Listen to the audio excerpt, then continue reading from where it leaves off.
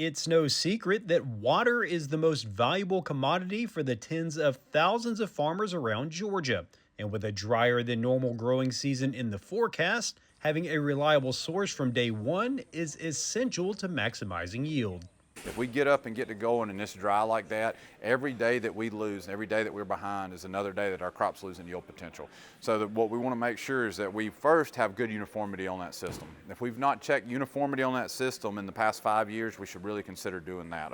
Once you're confident that the system's uniform and doing well, then it's time to make sure that we're utilizing some sort of advanced irrigation scheduling to match the crop in that season, whether it's the UGA checkbook, whether it's the soil moisture sensor, whether it's some sort of irrigation scheduling app, et cetera, to match what we need during the season. Getting an early start on that troubleshooting is of utmost importance this year after farmers saw an anything but mild winter.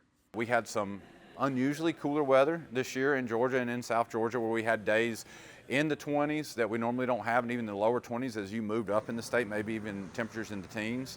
And if we didn't do a good job of draining those systems and getting all that water out, we probably are going to find some issues residual from that cold temperature and those cold weather. So we want to make sure that that we can help address those now prior to needing it on the crop. As for those debating whether or not irrigation pivots are worth the investment, Porter says it all depends on your situation. It's costly now. The prices of everything have went up, but it's also costly when we have those episodic droughts that move in and we lose yield potential. And so irrigation is still very valid and the investment in irrigation is worthwhile.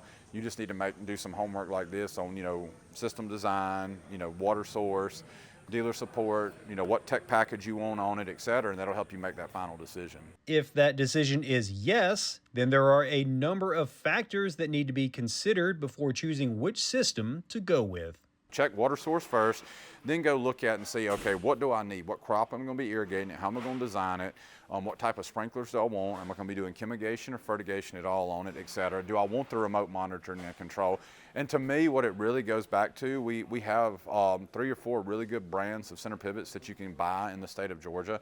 You just need to go to your local dealer that works best in your area. With how much these systems have developed over just the past decade, operating them has never been easier. I think one of the biggest advancements we have now is remote monitoring and control.